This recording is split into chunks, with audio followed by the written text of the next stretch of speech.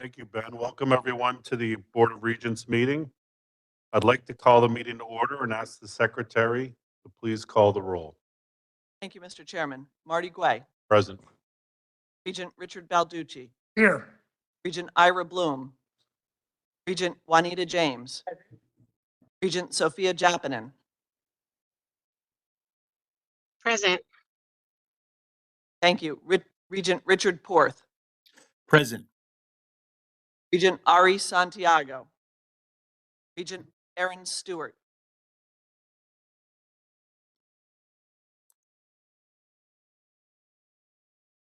Regent Elise Wright, Regent Ted Yang, Regent Del Cummings, FAC member Dr. Brendan Cunningham, Present. FAC member Dr. Kalina Sisenker,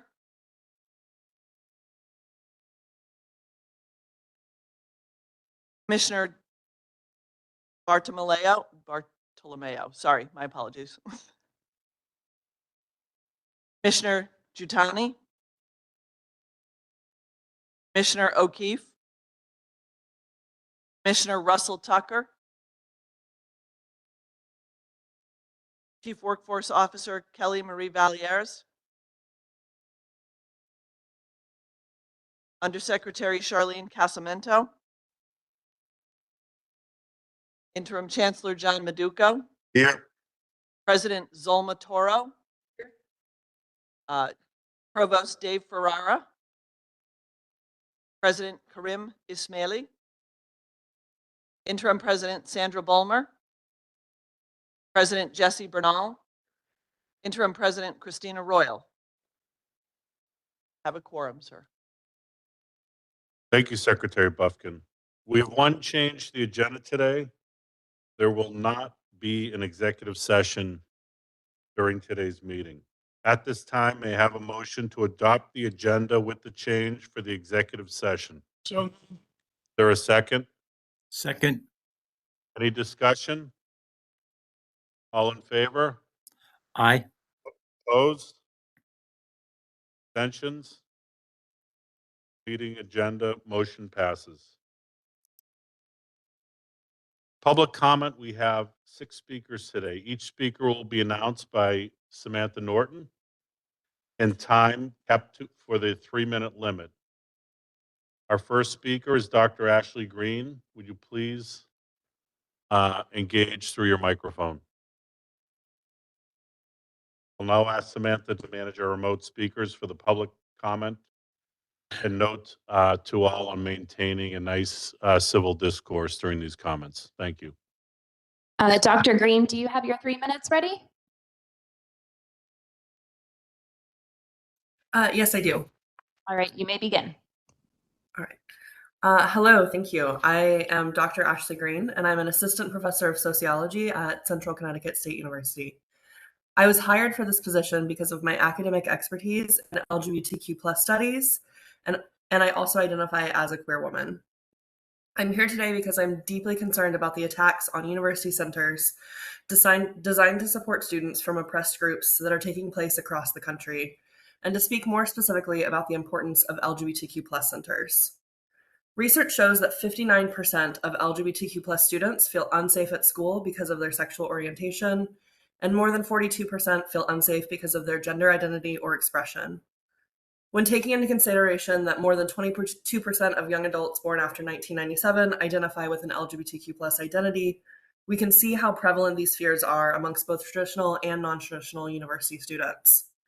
Moreover, students who said that their campuses had LGBTQ+ student services reported 44% lower odds of attempting suicide. These centers are integral to the safety of our students and to their academic success, as heightened experiences of anxiety and depression also lead to poor academic performance and higher dropout rates. Those who oppose such spaces argue that they are exclusionary. However, as a former student affairs professional, I can say from firsthand experience that these centers provide educational opportunities for the entire campus community. The first week of classes is nearly over, and the LGBTQ+ Center at Central has thus far remained closed to students. While it is my understanding that this is not intended to be a permanent action, I've seen no communication on what will be done to ensure that the center remains open. Not as a member of the Committee for the Concerns of the LGBTQ Community on campus, nor as an affiliated faculty member in the Women's Gender and Sexuality Studies program. Additionally, I've been informed that Central is in the process of conducting an audit of departmental websites and is in the process of modifying the university's strategic plan to align with the Bondi Membo's guidelines, which are not federally mandated at this time.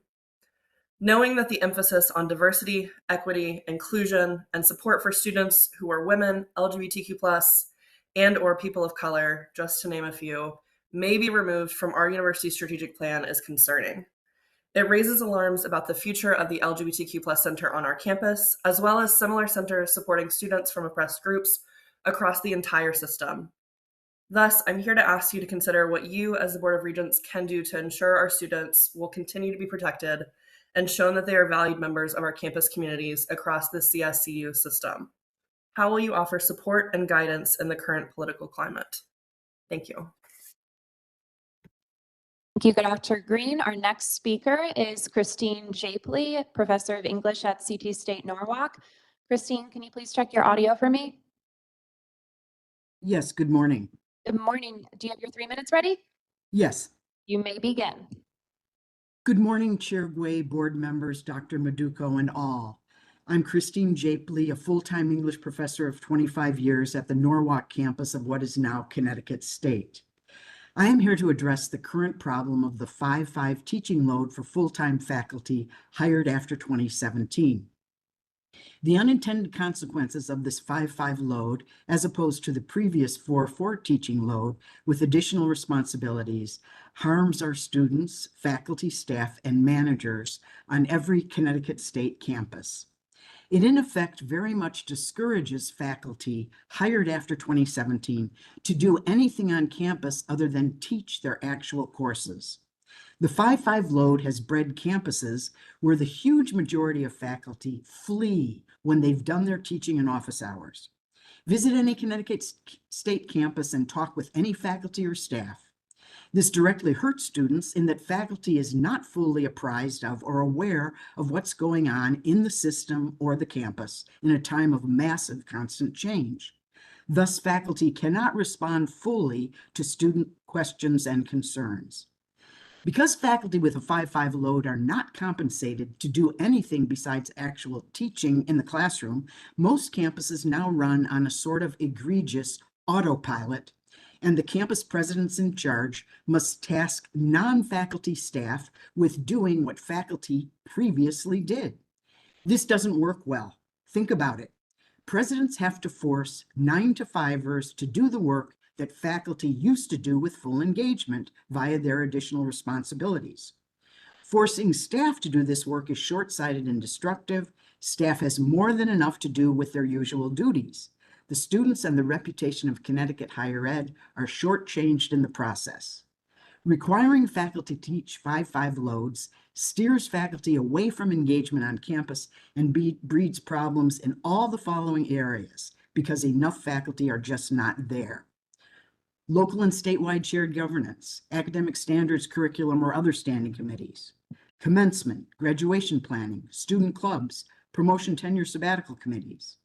And there's no development orchestration of intellectually stimulating events or guest speaker series, such as the annual Constitution Day at Norwalk, writing festivals on many campuses, lectures by national names, such as poet Jory Graham and New Yorker writer Columbia J School Dean Jelani Cobb, just a handful of examples, et cetera, et cetera. Previous to 2017, there would be actual healthy competition among faculty for these committee activities. Now it's difficult to find faculty to do the work at all. Also, the 5-5 load demoralizes post-2017 faculty because they are trying to do the extra and leadership activities which they must do for promotion. They see pre-2017 full faculty hires, such as myself, engaged in compensated additional responsibilities while they themselves can only engage in committee work, etc., on a working for free basis. Apologies, Professor Japley, if you could please start to wrap up your remarks as we're at the 3-minute mark. Okay, this creates huge morale issues and problems throughout the campus. In closing, I ask the board and all managers to support a return to workloads of 4-4 with additional responsibilities for all full-time Connecticut State faculty. Thank you for your time and attention. Professor Jabley. Our next speaker is Professor Louise Williams at Central's History Department. Louise, can you please check your audio for me? Yep. Hi, can you hear me? We can. Do you have your 3 minutes ready? I do. You may begin. Good morning. As you know, I'm Louise Williams, president of CSU AUP. I'll speak today about a topic of concern to faculty since the system was created. We have yet to see the Board of Regents and System Chancellor engage in a true collaboration with us. The system can employ hundreds of upper managers, lower administrators, and educational consultants. But without the faculty members who are on the ground teaching real live students, there are no colleges and universities, period. They stop operating entirely, they cease to exist. And yet you do not seem to care to know our opinion. This summer I spoke with Chairman Gway, and he said he wanted to get together with faculty to talk about the future of the system. He never followed up. I emailed Interim Chancellor Maduco asking for a meeting weeks ago. I have heard nothing. This is astonishing to me. We all know very well that CSU AUP is capable of effecting positive change for the system. Who is responsible for extending the PACT program to the CSUs, for getting a foot in the door to help solve our enrollment problems? Enrollment decline is your problem to solve, not the faculty whose job is to teach and help students, but we did it. Why? Could it be that we care more about our students and institutions than anyone else? We are a resource that works to affect positive change. So why don't you reach out to us and ask us to work with you? That you don't do this is especially surprising now at a time when we are experiencing what the National AUP president described in the Manchester Guardian as, and I quote, obviously the most intense assault on higher education by the federal government in the history of the United States. I am sure you will talk today about some of the problems for our system caused by this assault, but you have failed to bring faculty into that conversation. This is not real leadership on your part. Just a couple of weeks ago, President Toro invited union leaders to a talk given by former Secretary of Education, Miguel Cardona. It was about leadership in these challenging times. Good leaders, according to Secretary Cardona, build commitment, not compliance. Good leaders make sure that all people are at the table when plans are being developed, not just expected to sign off on them after the fact, so that everyone has their fingerprints on the plan from the very beginning. In other words, good leaders design intentional collaboration. So as you plan your response to the existential crisis higher education is facing, I'm urging you to take seriously the people who do the work without which this system does not exist. And one way you can do this is to mitigate the impact of the federal government's use of our students as pawns in their game of blackmailing institutions into ideological compliance. You can do this by really committing to making PACT at the CSUs operational for fall 2026. You must develop a well thought out plan based on serious research into best practices to market and roll it out. And you must advocate in the legislature not to withdraw its funding, but instead to expand it so more students can benefit from it. If the federal government is threatening to cut financial aid and student loans, the state must step in to make up the difference. PACT is one way to do this. It is your power to make this happen. Our students and faculty deserve no less. Our institutions that you are supposed to protect and preserve deserve no less. Thank you. Thank you, Professor Williams. Our next speaker is John O'Connor with Central Sociology Department. John, can you please check your audio and video for me? Can you hear me? We can. Do you have your 3 minutes ready? I do. All right, you may begin. Okay, thank you. Good morning, Chancellor Maduco, Chair Gway, CFO Blanchard, and all the members of the board. My name is John O'Connor. I teach in the Sociology Department at Central, and I'm an active member of CSU AUP. I would like to say a few words this morning to the board about Trump's big, ugly bill and our system's response to that. We may not like to admit it, but a year or so ago, when students on college campuses stood up and demanded that the world stop the destruction of Gaza, they were not wrong, they were correct. At that moment, students were the teachers, they were the leaders. Now, with higher education under attack from the lunatics in Washington, higher ed administrators and management is in the spotlight. What will you do? Will you all be leaders? Chancellor Maduko's recent welcome back statement was sort of an Orwellian nightmare. Putting it kindly, it was not great. The good chancellor declared that our campuses are once again alive with energy, curiosity, and purpose. Really? The campus that I teach on is filled with fear, uncertainty, and dread. Rumors abound. Will centers close? Are immigrant and trans students safe? Can international faculty travel? Does DEI exist anymore? Chancellor Maduko writes about the test of our adaptability. And what are we exactly adapting to? Racism, homophobia, transphobia, xenophobia, anti-labor policies, and a pro-corporate agenda. We are being told by our administrators to make peace with white nationalism and authoritarianism. Is that what they're doing? Is that what you're saying? In these days of preemptive compliance, administrators need to remember that the institutions that you oversee have always been sites of struggle, sites of conflict. Education is about struggle of ideas, the struggle of cultures, and the struggle for change. As you adapt and comply, you all need to remember that the institutions that you oversee are the only institutions in our society that can produce a critique of that society. We cannot save education by destroying it. Compliance should never mean capitulation, and adaptability can never mean surrender. This board needs to show students and faculty members that it's serious about our system in higher education. I think there are two things that it could do right off the bat to put people's minds at ease. One thing that the board could do is, I think a bunch of people would like to know whether Regent Stewart would repudiate all this Trump MAGA nonsense, right? Is she pro-DEI or not?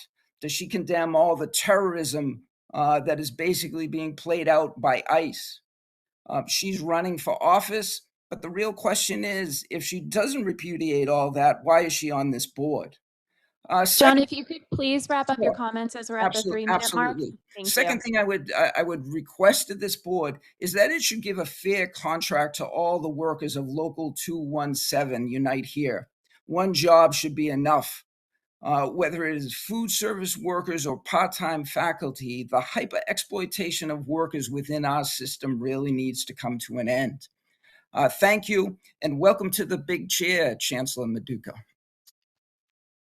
Thank you, John. Our next speaker is Dr. Frank Valier at Charter Oak State College. Dr. Valier, can you please check your audio for me? Yes, I did. Can you hear me? We can. Do you have your 3 minutes ready? Yes, I do. You may begin.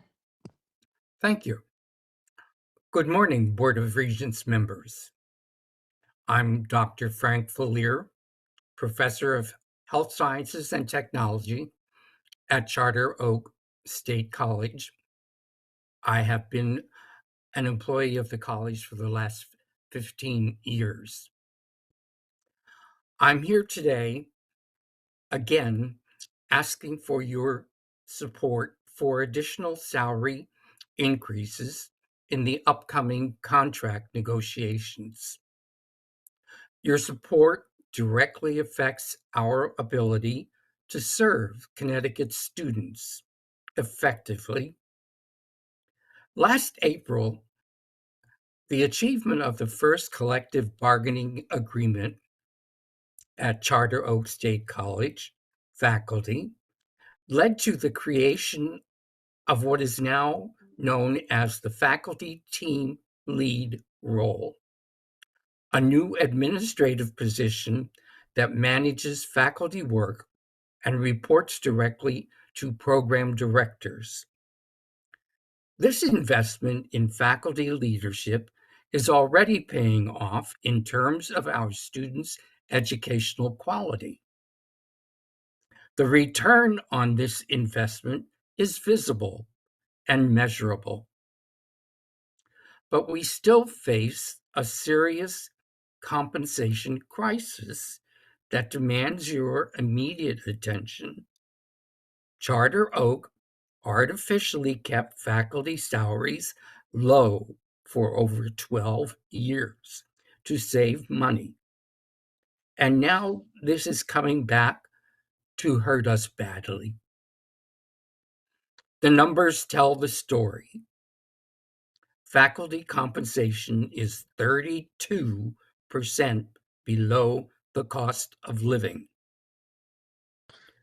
We are also in the lowest 25th percentile on the salary scale for higher education institutions nationwide. That's embarrassing. As a result, faculty morale has tanked. What once was an affordable operating model has become a barrier to academic excellence. Struggling faculty members can't dedicate all their efforts to student success anymore. We're losing talented teachers to other schools that pay them what they're worth. Charter Oak has evolved from its early bare bones model.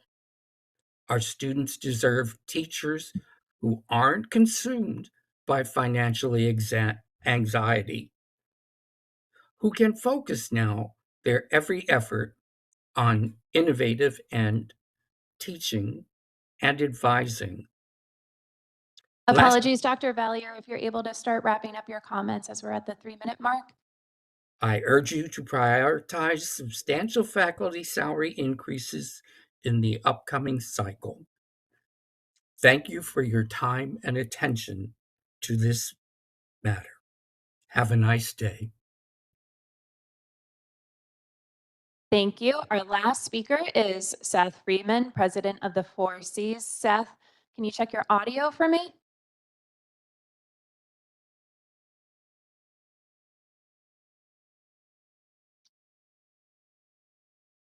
Oops. Can you check your audio, Seth? Sure. Is the audio Huh? working now? It is. Great. Thank you. Do you have your 3 minutes ready? I do. Thank you. All right. You may begin. Chair Gray and members of the Board of Regents, my name is Seth Freeman. I'm president of 4Cs Union, and I'm happy to address you at the start of this academic year. In my short statement today, I want to talk about the crisis we are facing and what is needed to meet this moment. Our broader society is in crisis because President Trump is pushing his billionaire takeover while attacking low-income and working-class families and terrorizing our immigrant communities.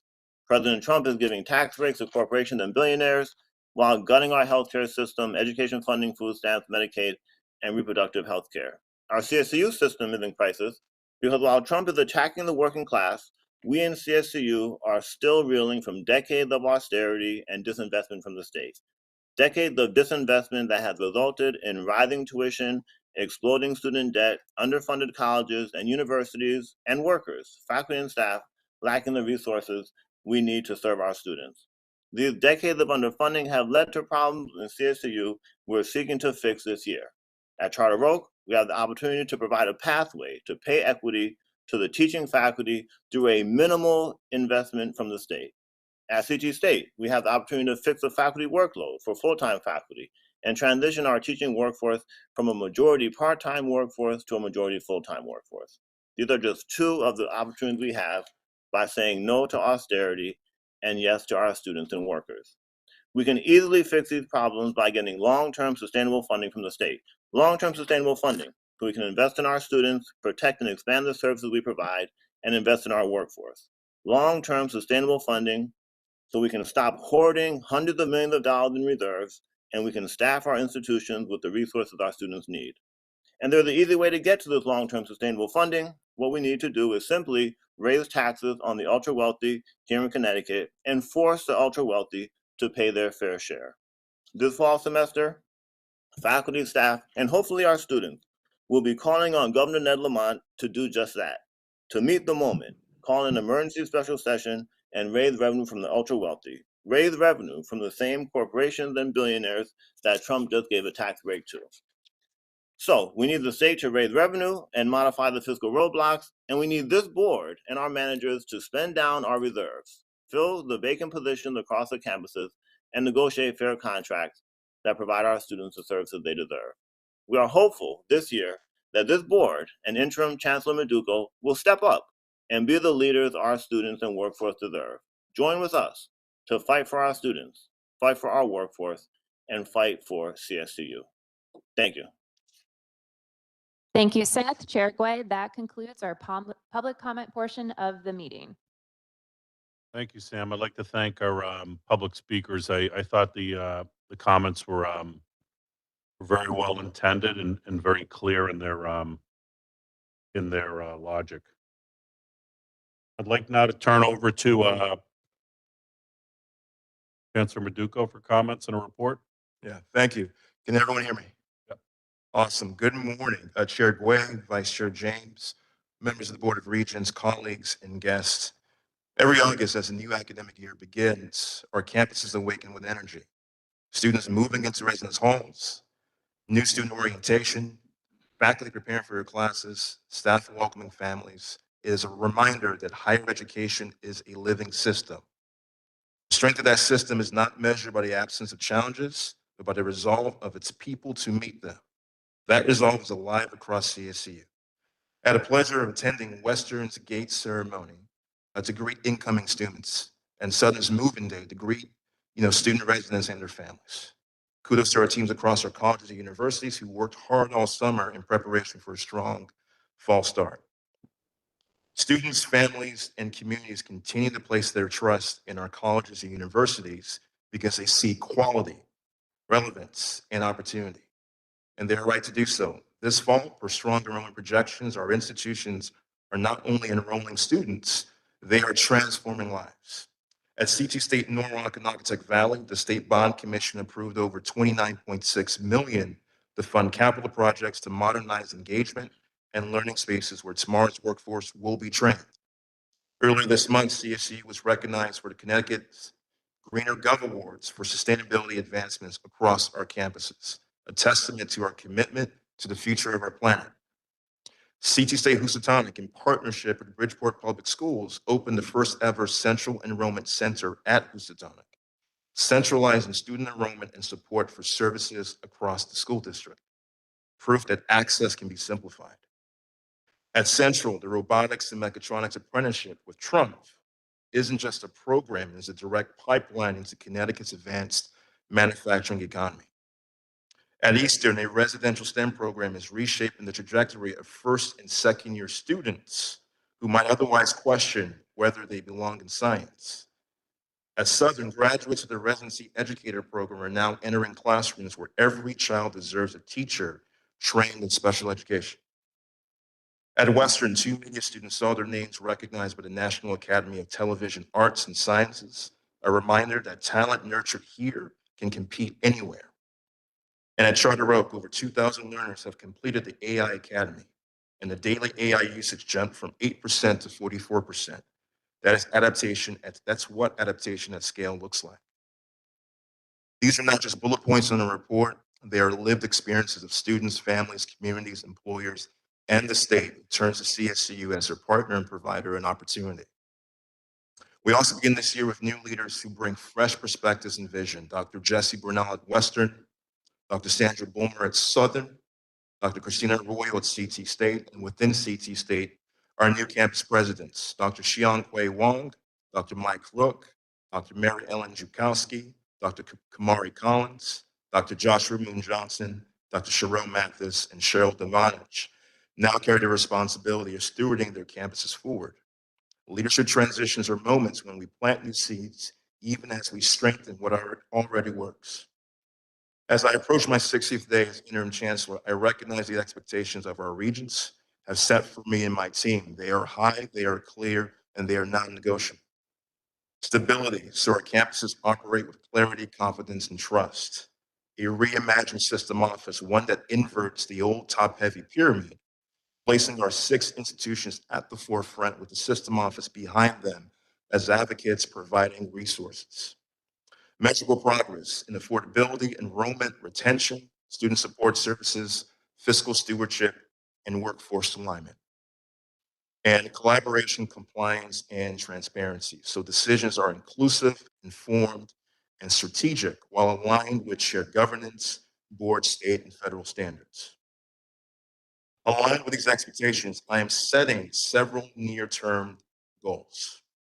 Number one, as referenced earlier, HR 1, also referred as the Big Beautiful Bill Work Group, to prepare CSU for sweeping federal financial aid and accountability changes effective 2026. This is disruptive change, and I know that students and colleagues fear it could signal a departure from our values. But let me be clear, we are proud of the students and the communities we serve. We are proud of their diverse identities, and we will remain committed to ensuring our services, our offerings continue to serve them all in a safe and inclusive environment, while also upholding academic freedom. Next, CSU Workforce and Economic Development Advisory Council. This council will help ensure we remain and expand our place as Connecticut's workforce engine by adapting swiftly to the evolving needs of employers and students in a rapidly changing labor environment. Next, a human-centered AI policy. We are preparing our students to thrive in an AI integrated world while also protecting academic integrity, ethical standards, and that requires a system policy. Next, your roadmap to digital transformation. As mentioned in previous board meetings, we are advancing our Banner ERP and student information to migrate to Banner SaaS. This is not just a technology change, it's about building systems that support students and employees and ensuring long-term sustainability, adaptability across the system and between our colleges and universities. And lastly, accountability and rebuilding trust. I recognize that across our institutions, and to be honest, across our entire state, there remains a strong feeling that we have not always prioritized accountability or the responsible use of state funds. Rebuilding that trust begins with me, and through my actions and through the actions of leaders across our system, accountability will be our cornerstone and transparency will be our guide. To that end, I will establish a CSCU Transparency Advisory Group to help CSCU provide greater and easier access to information for CSU faculty, staff, students, and the communities that we serve. And beginning this Friday, I look forward to a meeting with the CT State College Senate, and after that, with the Senate presidents of our 4 state universities in the spirit of collaboration and partnership. So in closing, I am greatly grateful to our students, to our regents, to our employees, members of the General Assembly and Governor Lamont's office for your guidance and very high expectations. They remind me that our charge is not administrative, but profoundly human. We are stewards not only of institutions, but of the trust and aspirations of the communities we serve. Together, we will strengthen CSU as an engine of discovery, workforce growth, and access to quality higher education. Our success will be measured not only in metrics or reports, but in the futures we help shape. Thank you for your trust, your partnership, and your commitment. I look forward to what we will accomplish together in the year ahead. Chair Gway. Thank you, Chancellor Maduco. The Board of Regents and our college presidents, faculty, administration, and guests for being here today to continue the important work before us. We welcome all students back to the classroom where our faculty are poised to deliver top-notch education. Thank you, Chancellor Maduco. You've been quite busy this summer, and I appreciate your work ethic, presence, and transparency. It has given great lift and momentum to CSCU. I appreciate the leadership in this room. Our institutional presidents, Bernal, Bomar, and Royal, are complemented by our seasoned leadership of President Ismaili, Planowski, and Toro. I'm impressed with this team, your collective willingness to drive success at our great institutions. 1 year ago, in my first meeting as the chair of this Board of Regents, I identified 3 themes that were important for me in the BOR. These have not changed, but are worth restating. First, we need to create a better and stronger culture. Second, we need to have stronger shared governance. Third, our students and their goals need to be our top priority. Student success is our priority. To this end, access to our institutions through early college and dual enrollment are critical. We will work hard to ensure that we have, once our students are with us, that they complete the work required to achieve their objectives. As they develop their competencies and capabilities, we provide talent development opportunities in mentorships, internships, and work-based learning opportunities for our students for them to fly into their future. Much work needs to be done. We have a very capable team of faculty, administrators, and leaders here to do it. I'd like to thank everybody for all that they're doing, which is a lot. Thanks in advance for all that you will do, which is as important. I'd like now to move on to the agenda, the approval of the minutes, 28th, 2025 board meeting. Moved. There a second? Second. Are there any changes or corrections, amendments to these minutes? Regent Casamento.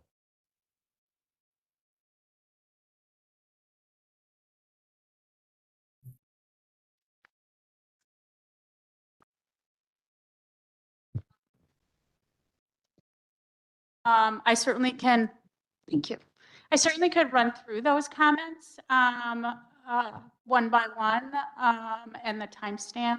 But certainly I would request that the minutes be modified to reflect the statements that I made on behalf of OPM. That's fair, and I would agree that we can put those in Certainly. to the record. Could I have a motion to accept the changes and corrections that are being submitted by Regent Casamento? Moved. There is second. All in favor? Aye. Any opposed?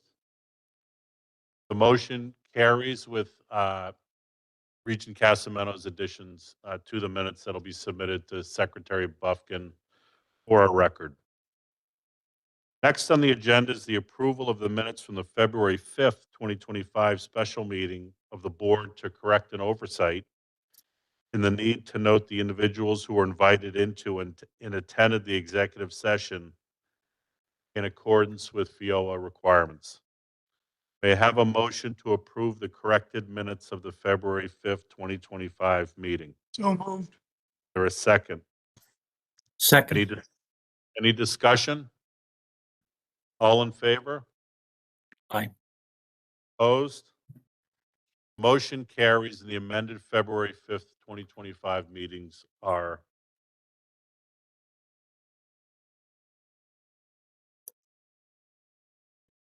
at this time. I'd like to turn over to Chancellor Maduco to provide us an update on HR 1. Yes. Thank you, Chair Gway. As we've heard in the public comments across our institutions, in discussions with our institutional presidents and other stakeholders, I recognize and we recognize that HR 1, also known as the Big Beautiful Bill, is on top of mind for a lot of our folks within our system at our colleges and universities. As a recap, in July, President Trump signed HR 1 into law, sweeping a federal budget and policy package that introduced new borrowing limits, repayment structures, accountability measures that could affect student access and introduce additional institutional burdens. As we start this academic year, we find ourselves navigating this rapidly shifting policy and funding environment that will test our adaptability. Our colleagues in the financial aid departments across our 6 institutions, colleagues in enrollment management, sponsor programs, and beyond have done a really great job over the course of the summer to ensure that we're maximizing the available financial resources that's directly tied to the cost of attendance, housing, support services, academic enrichment, innovation, and additional forms of learning. We have and continue to remain in constant communication with state officials, with federal officials, our colleagues across the institutions, our colleagues across the country, as we continue to assess and determine the impacts of this policy, the funding changes for many members of our CSCU community. We're also launching, like I mentioned earlier, the HR 1 work group that will be comprised of experts, but also representatives and stakeholders from across our institutions to ensure that it's inclusive and we're capturing the nuances and insights and also concerns from our colleagues. And additionally, what I'm asking, and we will open up discussions, I believe, if you permit, Regent Gway, to our presidents. But it's important for us not to be definitive as it relates to what we deem the impacts of this federal legislation will be. Right? I believe it's too early, right, to make that determination. This will be ongoing. There will be upcoming engagements at the state level with representatives from the General Assembly and members of CSCU to speak to our initial assessment, the concerns that we have, but obviously the pleas with state government for their partnership and support. But this will be ongoing, and I would love to tell our faculty and staff and students that we have the solutions to all of this, but that would be untruthful. Right. This has been one of the more stressful realities in our sector since the pandemic, and understandably, there is fear. I think it's important that when the word fear is used by anyone within our communities and anyone across our institutions, we as leaders have a responsibility to stop, to check in on those individuals, to check in on each other, and continue the advocacy both here locally and nationally. Chair Gray, I think it'd be important to hear from our presidents. I know we are being flooded by questions by everyone, but their insights, they're in the face of the fire, they're in the trenches, they're leading 6 phenomenal institutions. I think it's important to capture their sentiments. I agree, Chancellor Maduco, and why don't you host and curate the discussion right now? Yeah, absolutely. So presidents, who would like to kind of just chime in regarding your initial thoughts and also what you're hearing from your respective institutions?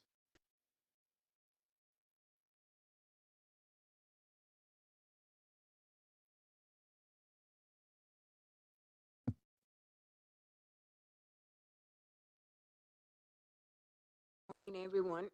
Yep. Good morning, everyone.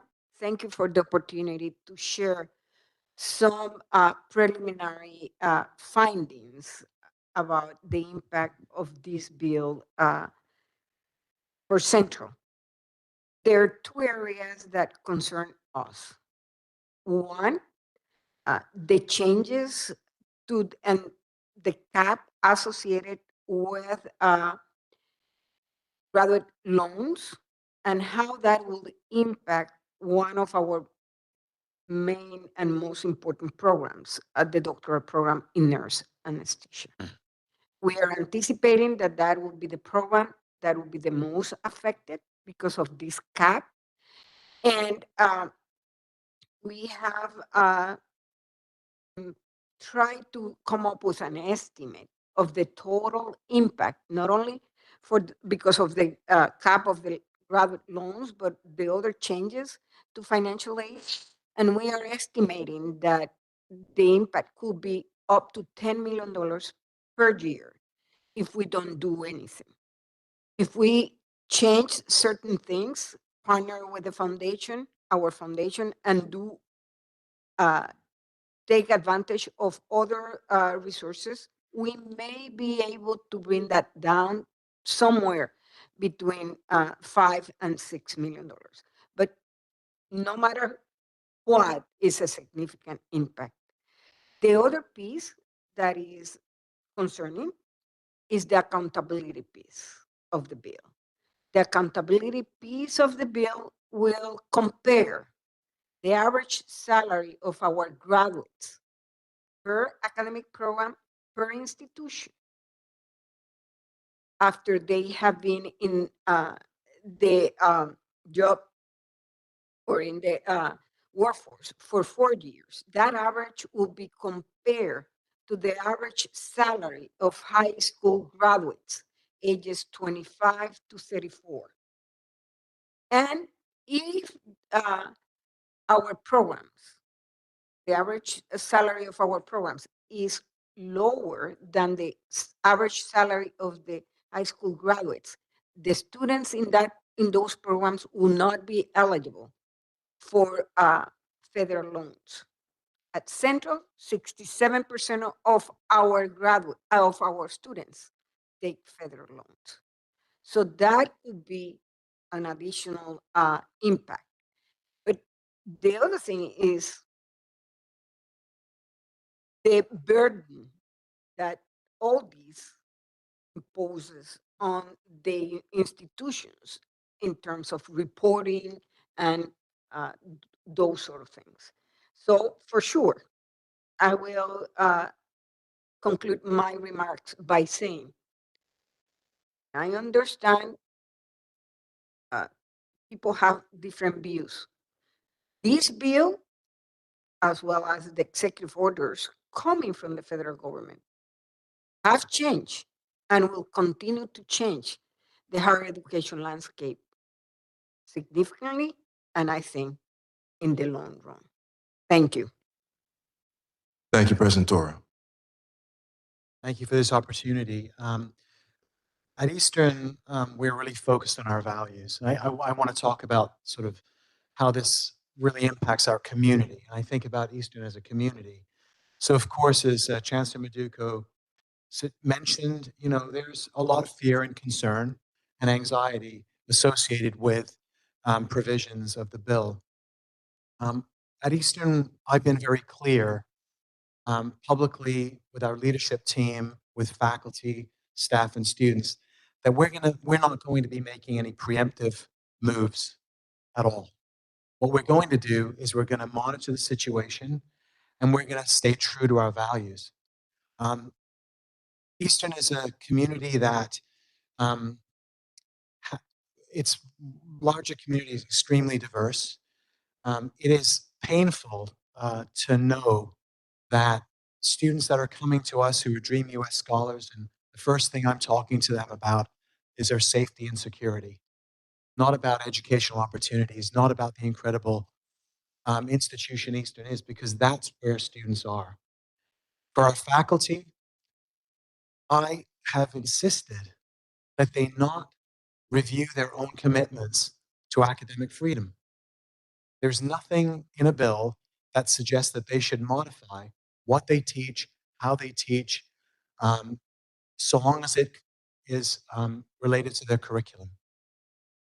So from my perspective, you know, I'm really focused on ensuring that our community retains its identity as an engine, that it retains its identity as a distinctive institution within the CSCU system, and retains its identity as a public liberal arts university. I would also just say that from my perspective, we are just in a position where we should be articulating even more strongly why these values. We should be speaking about diversity, equity, and inclusion, and not the term DEI, which has been weaponized. So that's where we are at Easton. That's the position of the president of Easton, and I appreciate this opportunity to share with you. Thank you, President Ismaili. Thank you, Chancellor Maduco. Let me start by saying hello first, and thanks for having me here. I feel really grateful to be part of this community and university. And significantly, I feel really entrusted with a great responsibility. And I thank you all for giving me the opportunity. So this is week 7 for me. So, you know, I know everything about WestCon by now. But what I will say is how we have reacted to and approached many of the actions coming from the federal government. And it's a little different than my colleagues. We have really been focused on de-escalating the narrative and providing accurate and factual information to our students. Fortunately, because of our price point, which is similar to many folks in our focus on undergraduate education, we will not have the same financial impact that other institutions, even within our system, will be having. And we've been able to establish some mitigation opportunities for our graduate students who may have to have lower loan levels. Fortunately, for many of our first gen and low income students, the loan amounts that were being taken out resulted in students taking on too much debt and defaulting. And so some of those caps are actually going to help in some important ways. So providing that factual information and de-escalating some of the fear and concern has been a big priority for me and our teams.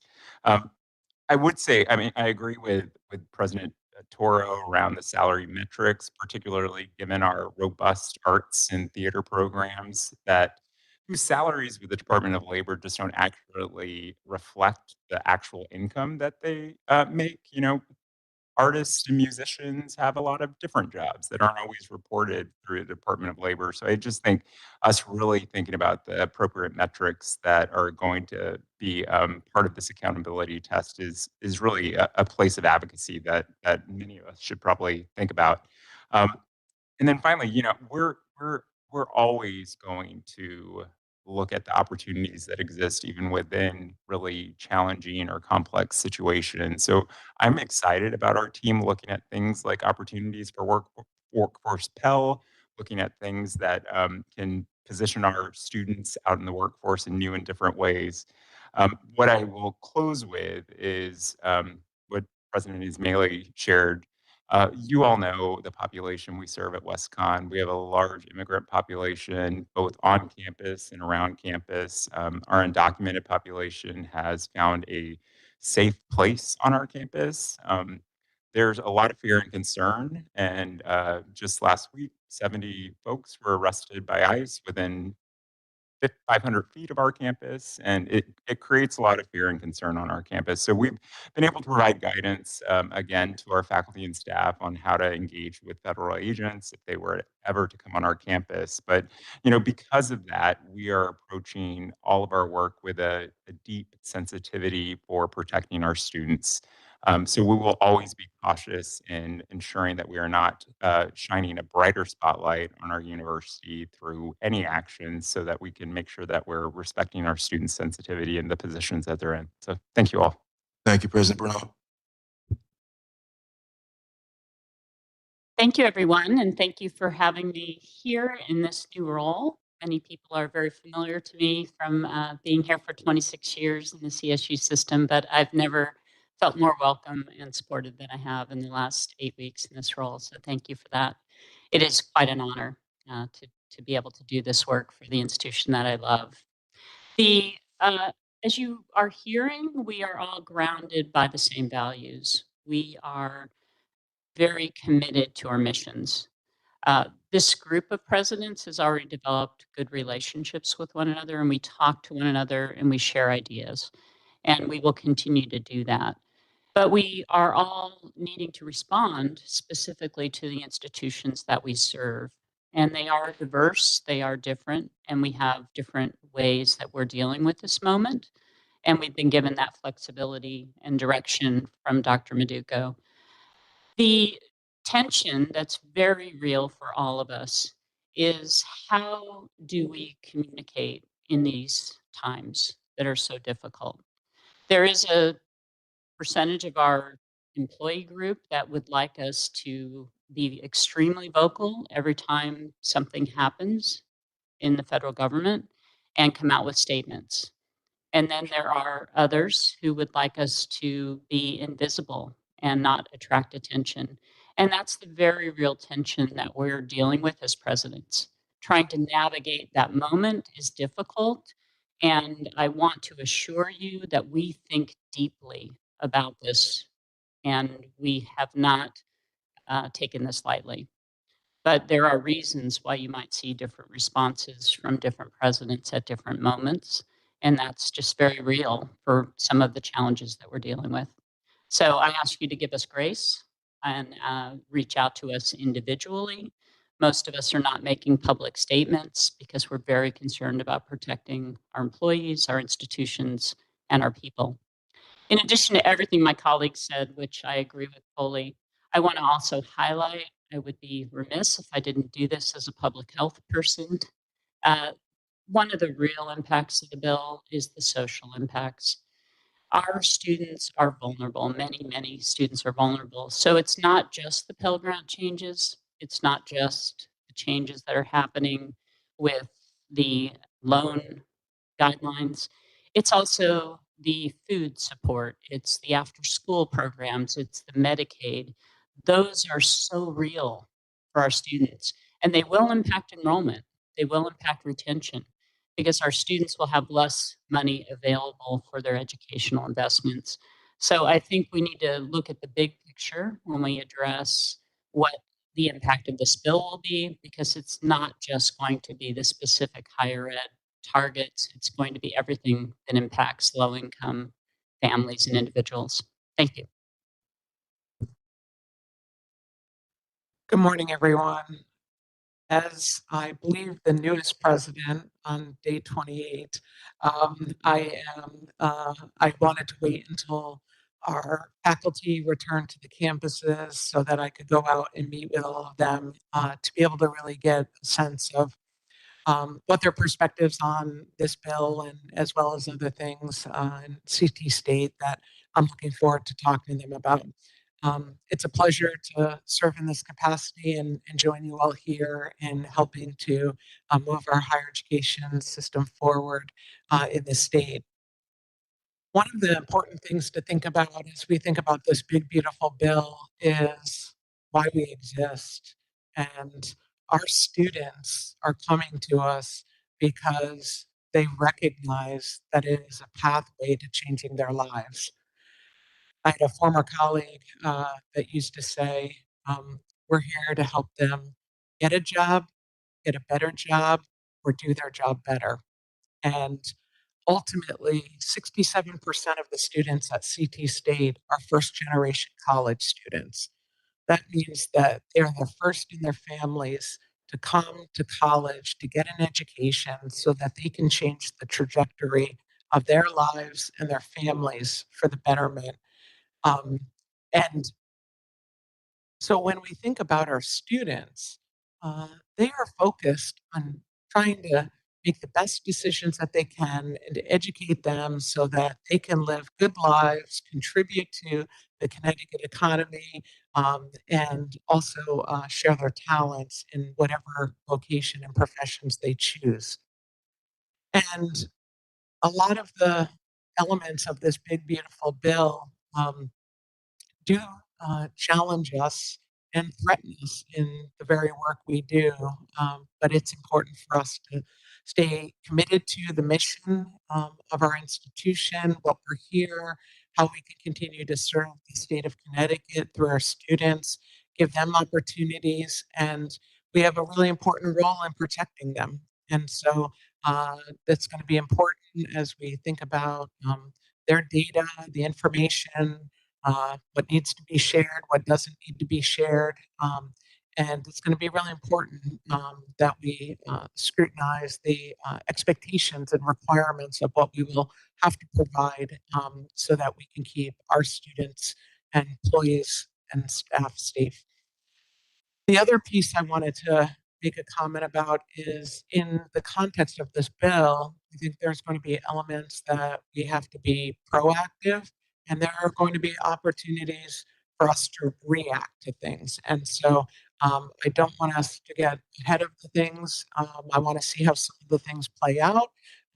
And also at the same time, keep the focus on students getting a quality education that is affordable, accessible, and high quality. And that's what we do every day. And part of my job as president is to be able to help with people processing this information so we can hopefully try to reduce some level of fear with whatever is within our control and make sure that our students can have a good academic year. Thank you. Thank you, President Royal. Good morning. So, President Klasky is away this week, so I'm back in today. So, but I think I think what the colleagues like already mentioned too is that a lot of it's going to be mission driven. I mean, we know who our students are. You know, at Charter Oak, 46% of our students are Pell. 78% work full time, and what we are here about is how do we just make sure we continue to fulfill the mission. And we are doing our impact assessment. We're doing situational awareness. I think the most important thing we can do as leaders is say, we're going to over plan. We're going to plan for all different types of scenarios, and then we're going to go ahead and react appropriately, but proactively. So, we are a little bit concerned about in regards to, I think, been mentioned about the administrative burden. That's the one thing we run incredibly lean over at Charter Oak, like many of the institutions here. So we're trying to do that assessment about how it's really going to impact our workforce to be able to, work with our students. But we are also looking at the areas such as workforce Pell. We are and how it can impact our academic program plan. How can it impact our stackable credential model? But also, what are the regulatory compliance that go in with Workforce Pell to see what we can do and what's not feasible? But at the end of the day, I actually always say this. I love our graduation. Our graduation is absolutely fantastic. I invite anybody to come on by when we have it. And there's a few things I think about at graduation, but one of the most important things I think about at graduation when I see every person walk across the stage is that there's a story with every single person that walks across the stage. And for our students, it's a story. And my favorite thing I hear over at our graduation from the crowd is, "That's my mom." You know, other graduations you hear, "Oh, yay, my little kid did this." We hear, "That's my mom." And those are the great stories I always love to hear. And I know we talk about great strategic planning and very fancy strategic plans. We have one, right? It's on our website. If I had to really break it down into one thing, is our goal is to create more stories. And regardless of what happens, federal or state level, that's what we're going to be 100% committed to. Thank you, Mr. Provost. Any comments from our regents? Regent Casamento.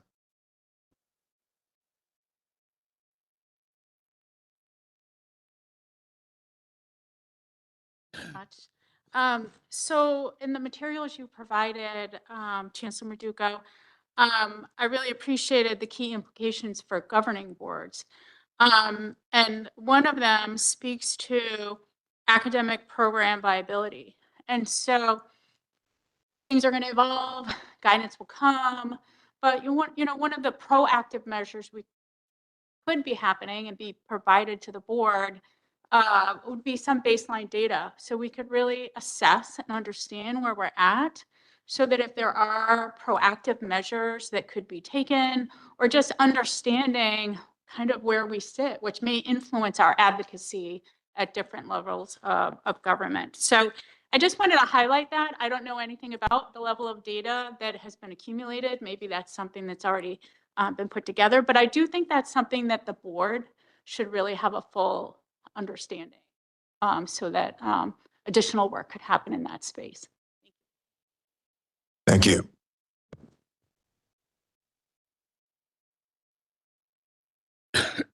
Regent Yang.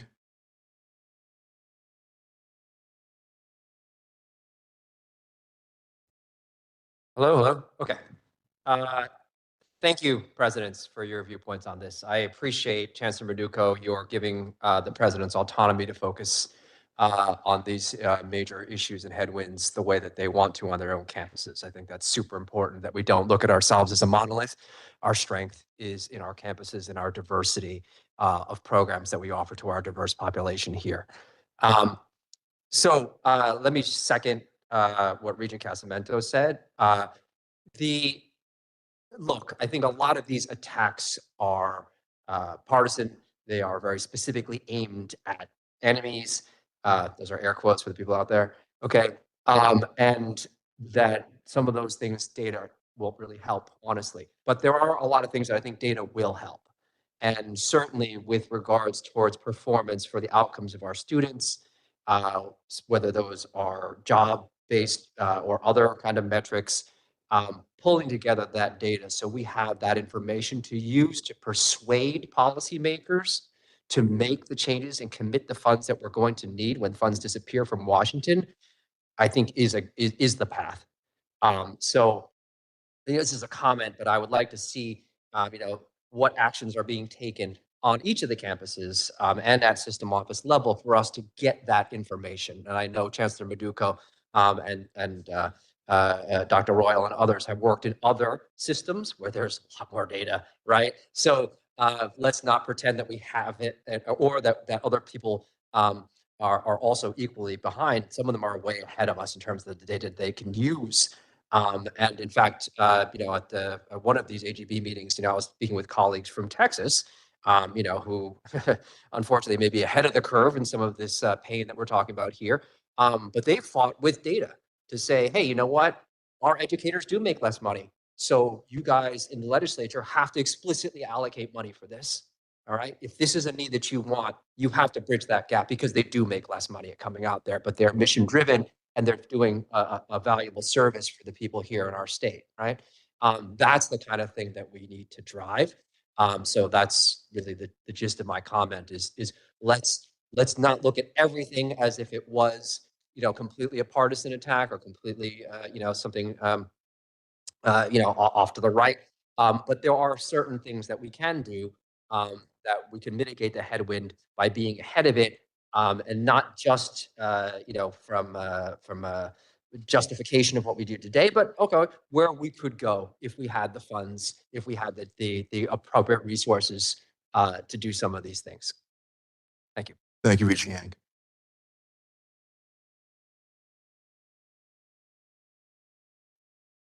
I'd like to thank everyone for a very thoughtful discussion. I appreciate the leaders that we have in place to shepherd us through this. I think your institutions are well served by your experience. You may count weeks and days, but I see years and decades when I'm looking at you. I think in this moment, there's a lot of, so to say, societal and political tension. But just a reflection. I think the social contract on higher education has been under stress for a while, and the cost of um, the education has been pushed down incrementally to large size to the students over time. It used to be that you could have a summer job and work during school and pay for your education. And I did 6 years of that, and it's not possible in many cases anymore. So this is an opportunity if we take out all the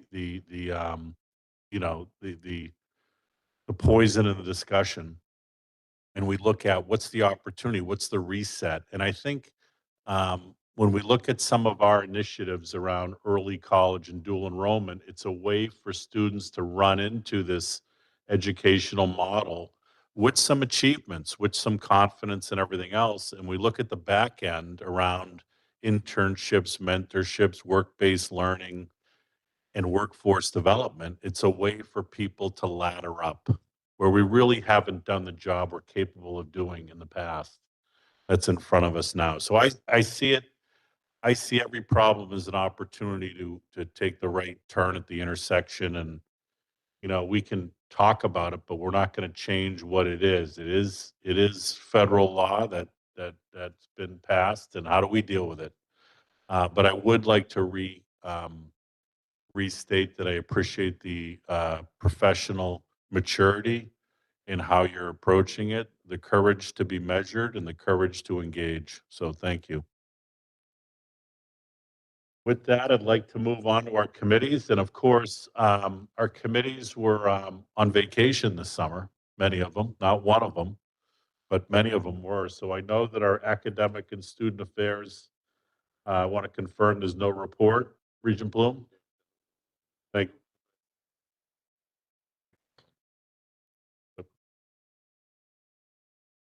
I think one of the opportunities here, I think what the president's reports and what we know is going on, um, students are going to be stressed in different ways by cuts in Medicaid, by other issues that are not directly coming from us. But the question is, how do we adapt to that? And I think one of the things we have not looked at is the modalities, how we offer. Most of our courses, as I have learned in the way of my 3 years on the board, seem to come, the on-ground in-person courses seem to come between Tuesday at 10 o'clock and Thursday at 4 o'clock or whatever. They seem to be concentrated in a block that may not be very convenient for the students, particularly as the students are pressured from all sides. I think we have to look at, my experience with, we used to have a two-dimensional situation, geography. Now it's three-dimensional with remote instruction. How do we use the platforms that we have to give the students the best possibility to complete the courses they need to complete? One of the interesting things that I saw during the pandemic, when I was teaching remotely, when we all were teaching remotely, where the students were. I mean, I had students they were in their cars because they were driving from their jobs to wherever they were going. They were in all sorts of odd places. You know, we envision the students being in the classroom. But I think we can do a lot more in the way of accessibility of the course offerings to address the kinds of problems the students are going to be increasingly facing. And I think that's one of the things from the academic standpoint that we can look at. Where and how are the courses offered? I think I think we have really good programs, and I think we provide really good opportunities for the students. I think we have to look at them, making them more available. That's one of the, I mean, as I say, I was struck during the pandemic because we had students, some of them were on camera, they were on camera in very odd places. But they were there in class. They were there for the class. And I think we can do more, and the students are going to be under more pressure because of what's happening to them, you know, on the outside, financially and otherwise. But anyway, thank you, Mr. Chairman. That's the comment. I appreciate the opportunity to make the comment. Thank you so kindly, Regent Bloom, for that comment. It's point very well taken.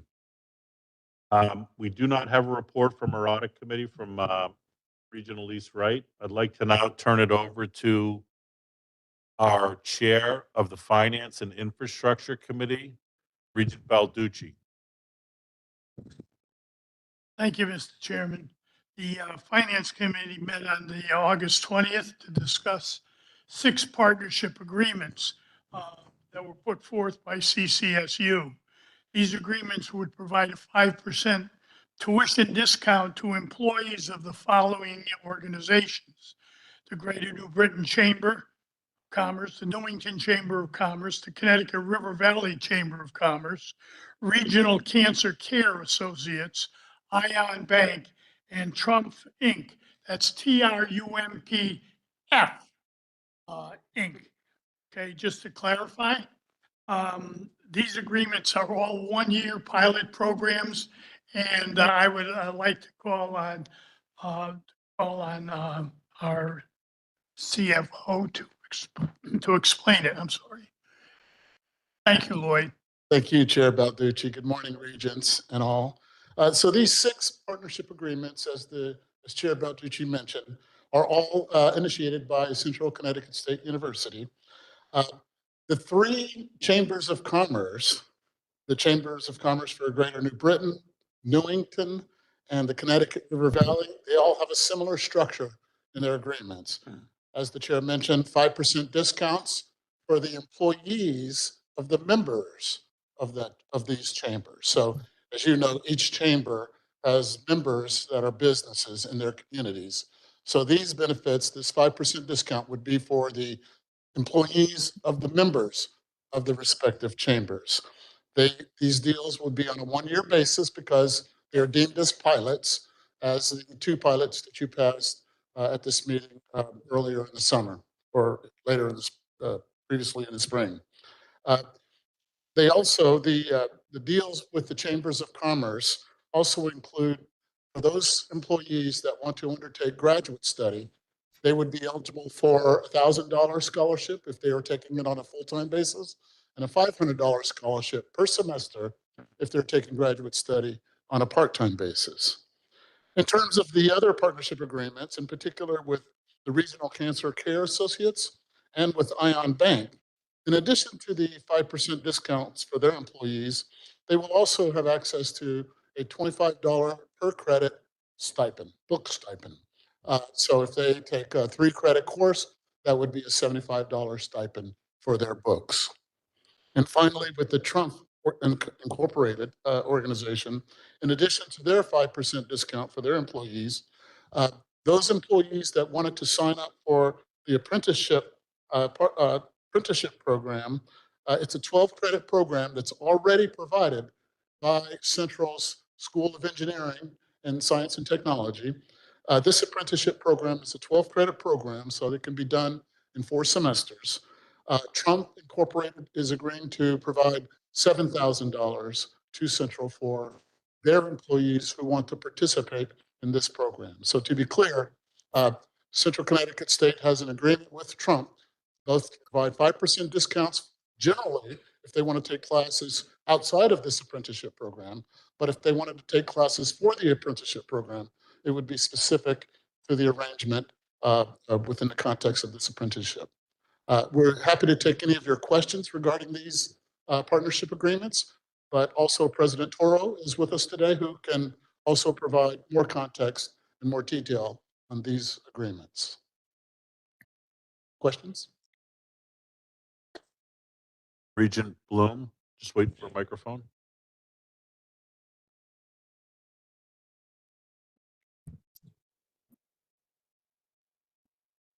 Microphone, you can have mine.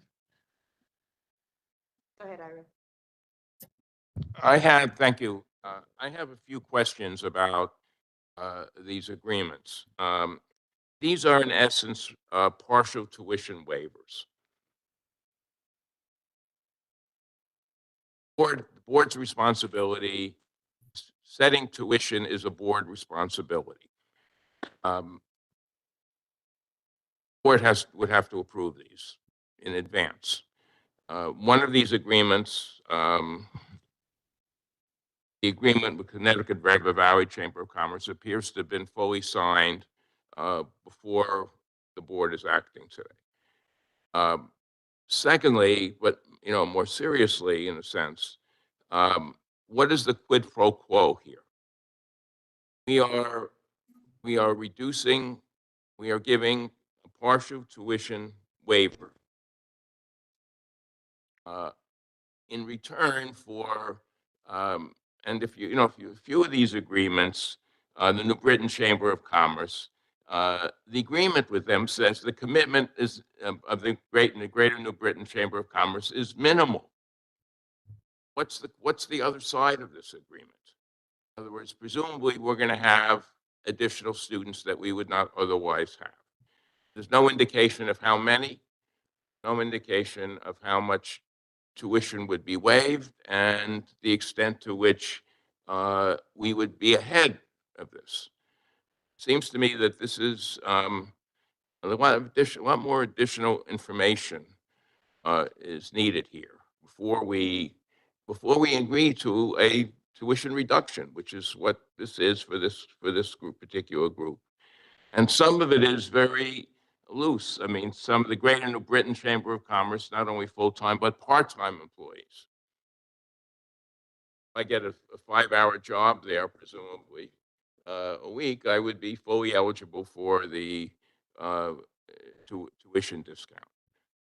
I think there are a number of unanswered questions here in these items. The only one that I think actually is really fully developed is the Trump one. I think the quid pro quo is there. And that one troubles me the least of all of these agreements.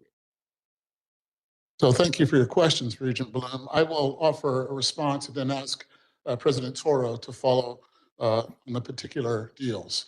In general, I think the quid pro quo is as you mentioned, these would provide incentives for employees of these organizations to take classes in ways that they may not have before. So the discount certainly is modest. The key is the new revenue that the institution would gain from those new students who would participate and be incentivized to participate. It is also my understanding that we understand that there's some, shall I say, looseness in the arrangements. I think in terms of your comment about part-time employees, I believe these are for full-time employees, but I'll ask the president to address that particular item. But there is to be a working group stood up to evaluate these arrangements. This is why the previous two that you had passed before were passed on a pilot basis. These are being, your approval here is being sought for pilots, for one-year deals, so that we can study these arrangements to see if they truly provide the benefits they purport to provide. President Toro? a number of years ago, we had a similar agreement with UTC.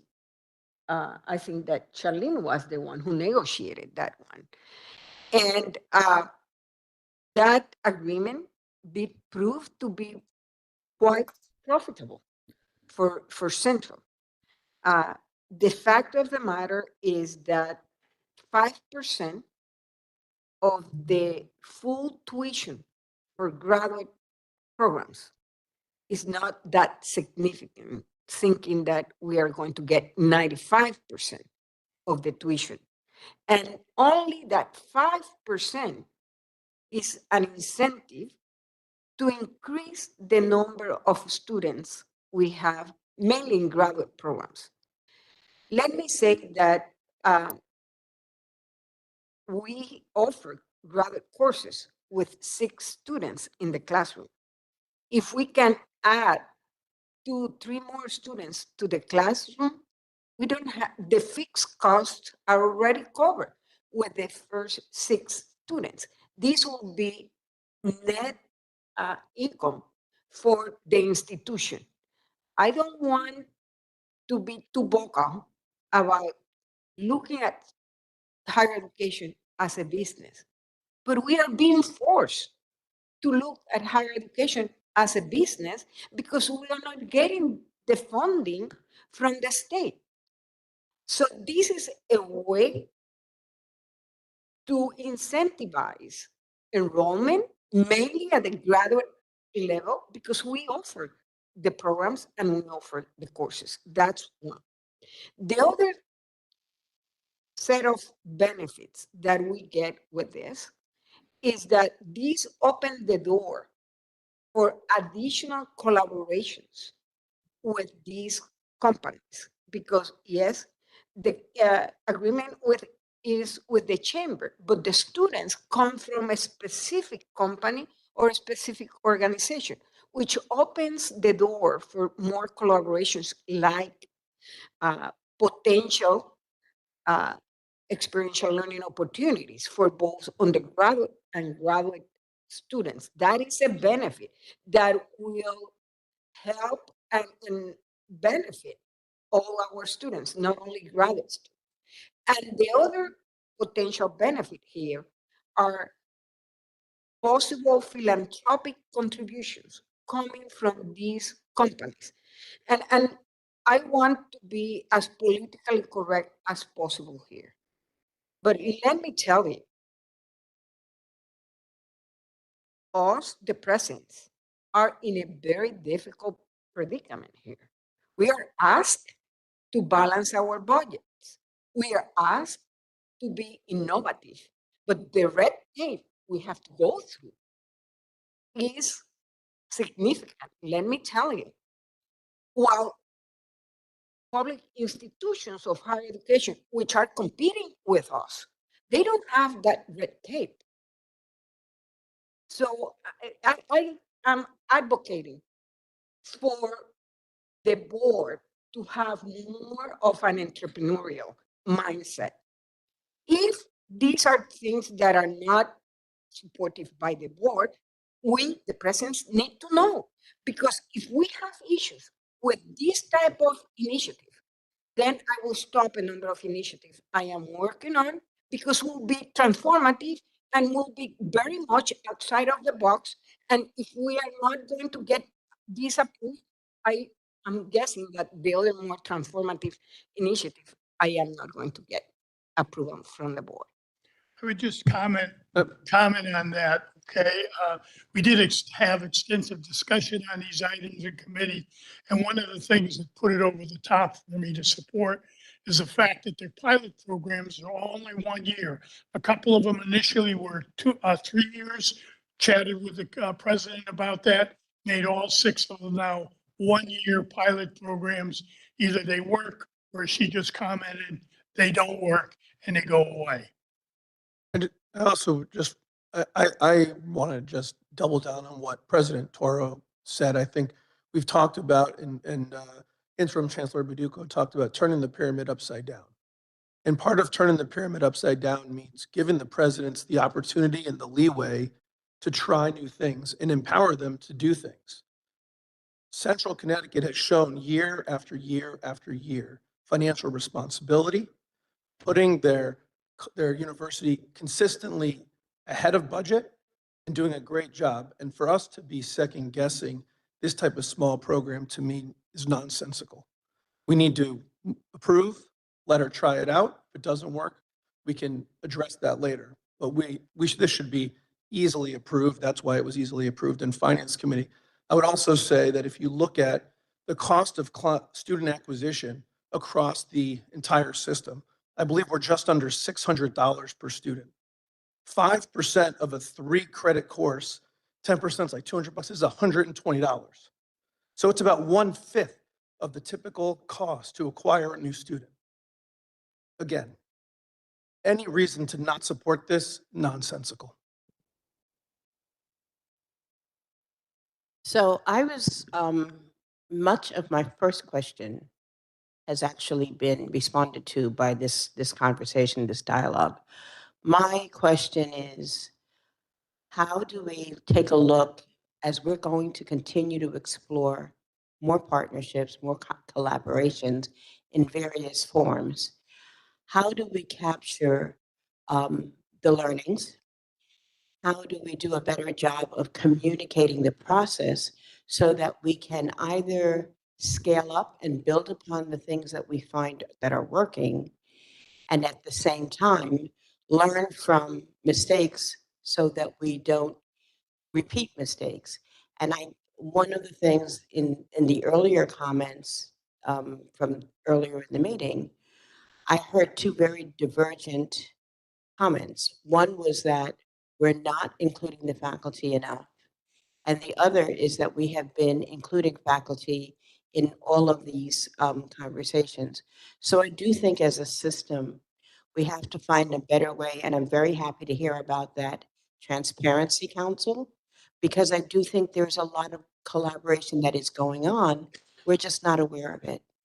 And how can we find a way to learn from each other, continue to improve and grow without necessarily adding additional administrative burden?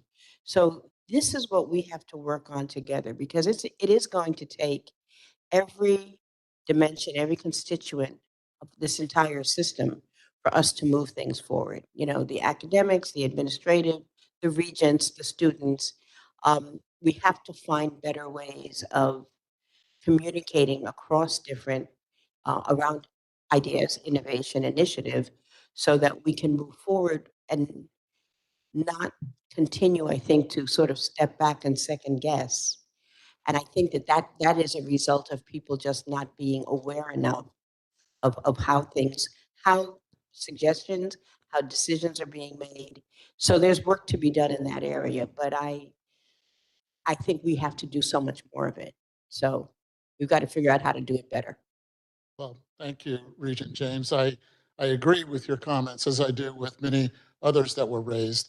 I would simply say that the mechanism through which we would evaluate the success of these programs would be through the working group that I mentioned, that Joint Counsel Bufkin is planning on standing up to evaluate this group.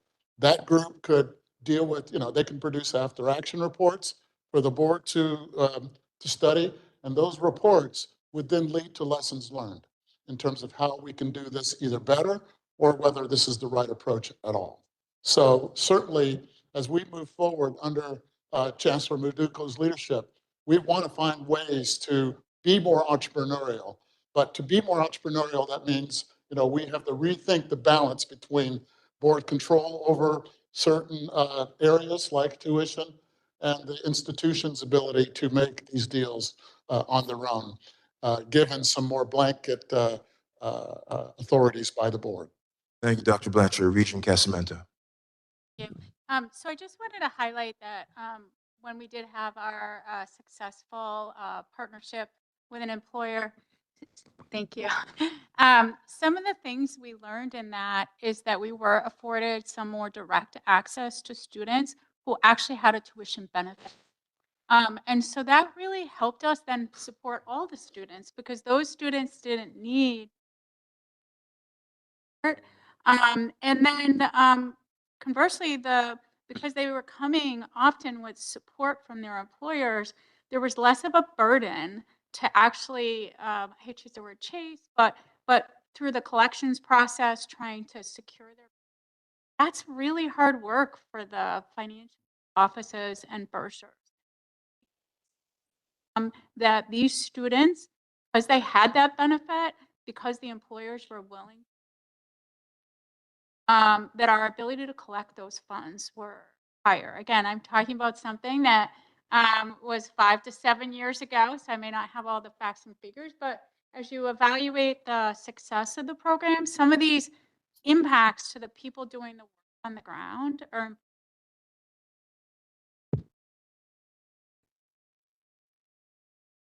Any other comments by any other members? Nope. Yes.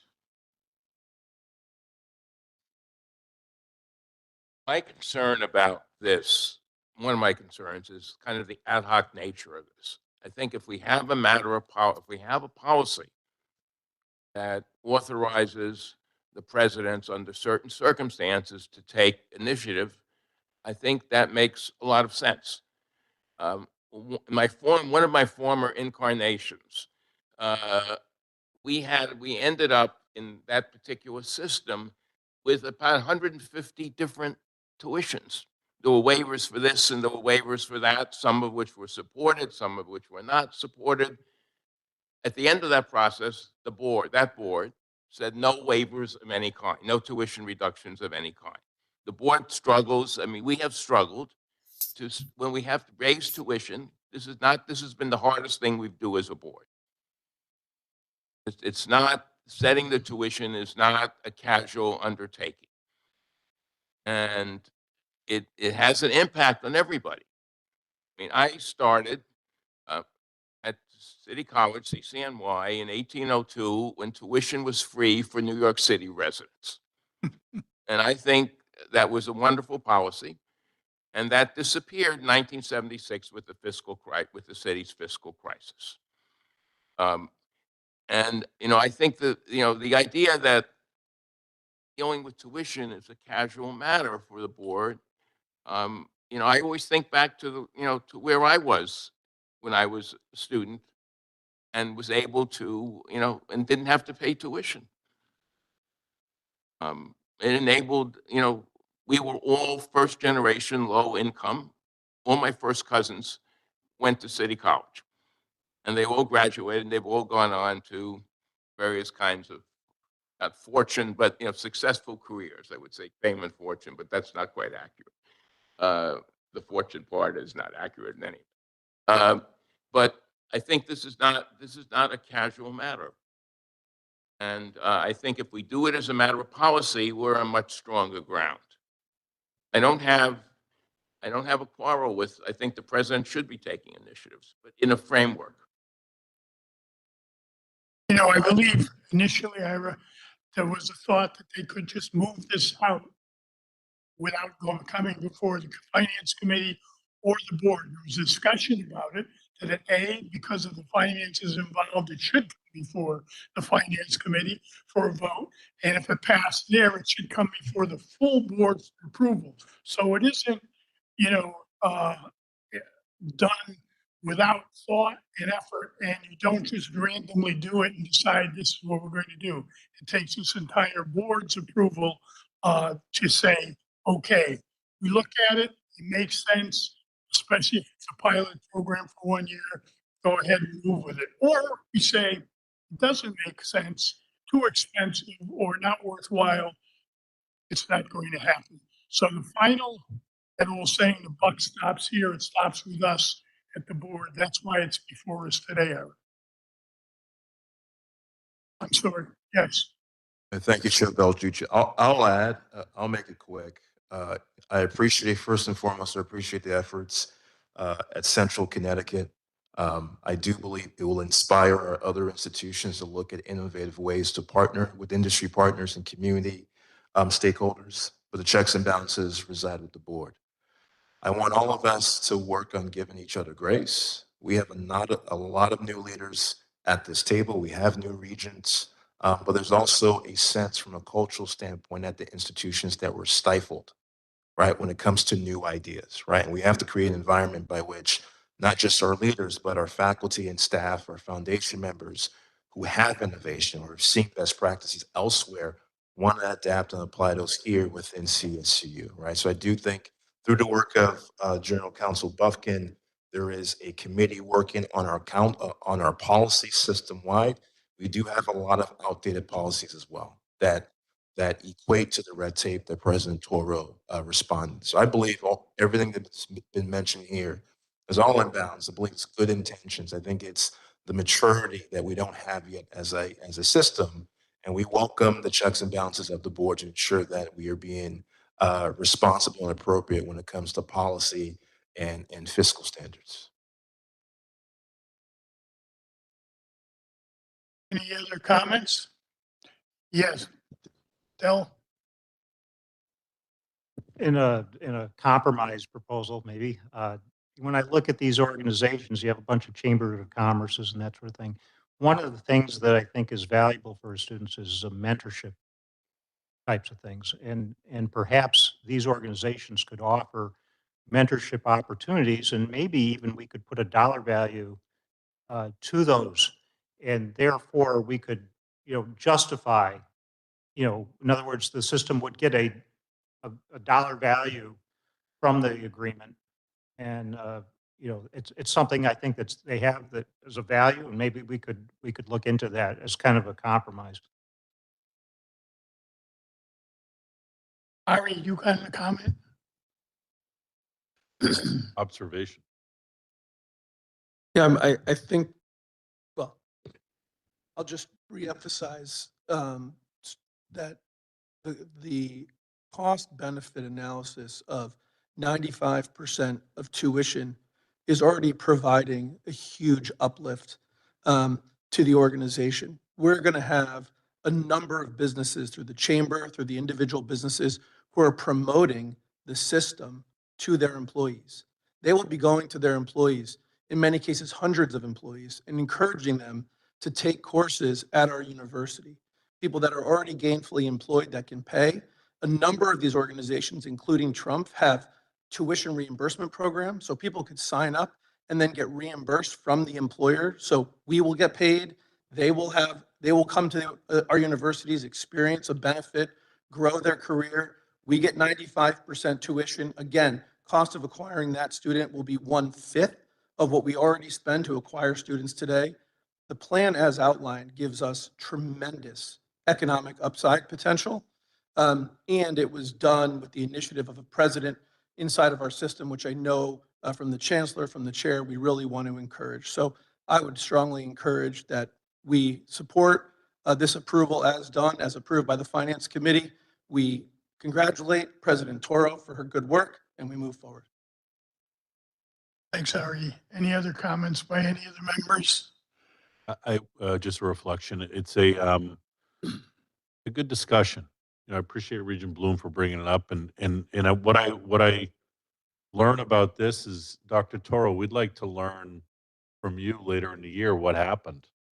Because in life, if we can copy paste to scale, let's do it.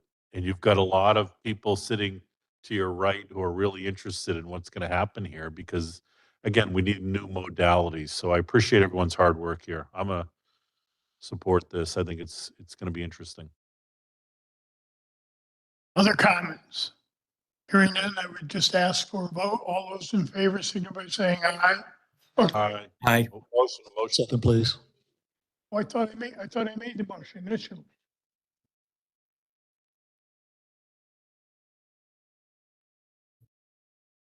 Talking about doing a one vote. I make a motion to consolidate into one vote. All those in favor, Signify by saying aye. aye. Aye. Okay, so the motion we have before us is accepting all 6 of these items with casting its next vote in favor. All those, Need a motion to, a motion to approve the combined proposal. It's two motions, right? We have to, the first one was to combine them. The second is to approve. So we've got them combined. I move to approve. Correct. Second. All those in favor? Aye.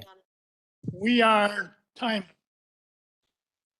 Repeat the motion for me, Ari, okay? I want this nice and clear. Motion to approve the combined approval of all 6 of these programs for Central Connecticut. Getting that approval. Yep. We have a motion made. We have a motion. Second. Thanks, Richard. Any other discussion on the motion? Hearing none, all those in favor, signify by saying aye. Aye. The ayes have it. Now the motion is a single vote. Any opposed or abstention? There weren't any.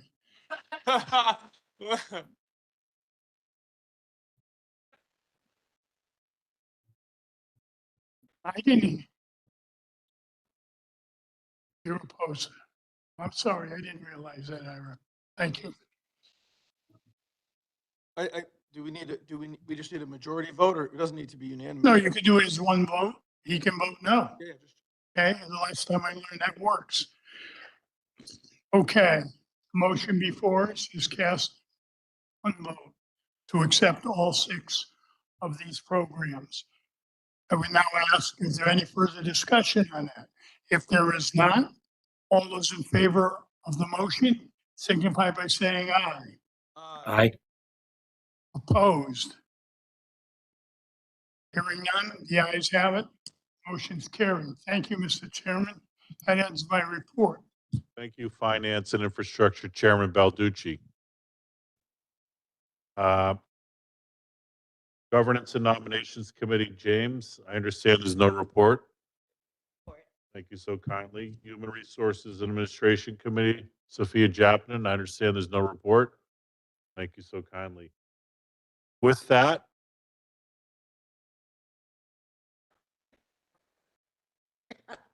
Technology Committee Chair Yang, I understand there's no report. Thank you so kindly. With that, I would like to make a motion to adjourn. So moved. Is there a second? Second. All in favor? Aye. Opposed? We are adjourned. Thank you. Pause the live streaming.